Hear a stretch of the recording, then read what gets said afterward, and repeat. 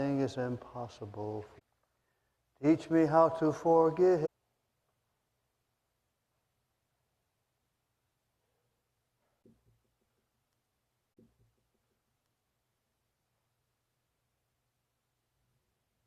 Who sleep in the earth. Before him shall bend all who go down into the dust, that they may proclaim to a people yet to be born the justice he has shown. They will praise you, Lord, who long for you.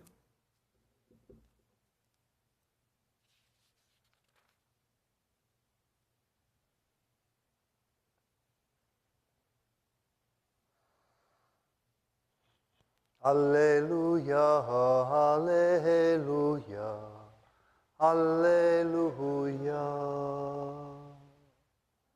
alleluia.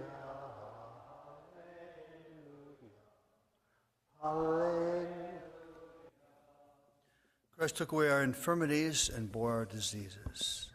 Alleluia, alleluia, alleluia. May the Lord be with you. A reading from the Holy Gospel according to St. Mark. His word always be in our mind, on our lips, and in our hearts. When Jesus had crossed again in the boat to the other side, a large crowd gathered around him, and he stayed close to the shore. One of the synagogue officials named Jairus came forward. Seeing him, he fell at his feet and pleaded earnestly with him, saying, "My daughter is at the point of death. Please come lay your hands upon her, that she might get well and live." He went off with him, and a large crowd followed him. On the way, there was a woman afflicted with hemorrhage for 12 years. She had suffered greatly at the hands of many doctors and had spent all that she had. Yet she was not helped, but only grew worse. She had heard about Jesus and came up from behind in the crowd and touched his cloak. She said, "If I but touch his cloak, I shall be cured." Immediately her flow of blood dried up. She felt in her body that she was healed of her affliction.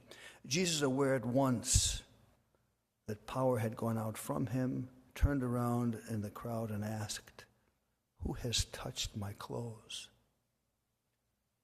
But the disciple said to him, "You see how the crowd is pressing in upon you, and yet you ask, 'Who touched me?'" He looked around to see who had done it. The woman, realizing what had happened to her, approached in fear and trembling. She fell down before Jesus and told him the whole truth. He said to her, "Daughter, your faith has healed you. Get up, go in peace. You are healed of this affliction." While he was still speaking, people from the synagogue official's house arrived and said, "Your daughter has died. Why trouble the teacher any longer?" Disregarding the message that was reported, Jesus continued to the synagogue official's home. "Do not be afraid, just have faith," he said. And he did not allow anyone to accompany him inside except Peter, James, and John, the brother of James. When they arrived at the house of the synagogue official, he caught sight of the commotion, people weeping and wailing loudly. So he went in and said to them, "Why this commotion and weeping? This child is not dead, but asleep." And they ridiculed him. Then he put them all out. He took along the child's father and mother and those who were with him and entered the room where the child was. He took the child by the hand and he said to her, "Talitha cum," which means, "Little girl, get up." The girl, a child of 12, arose immediately and walked around. At that they were utterly astounded. He gave strict orders that no one should know this and said that she should be given something to eat. The Gospel of the Lord.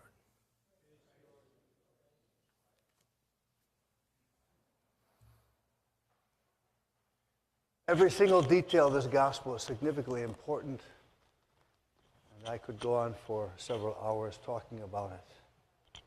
I won't, not this morning. A couple of talks, mission talks. In fact, you can Talk about Jesus' mission in this particular example of how he's going from one place to the other, and on the way, what occurs.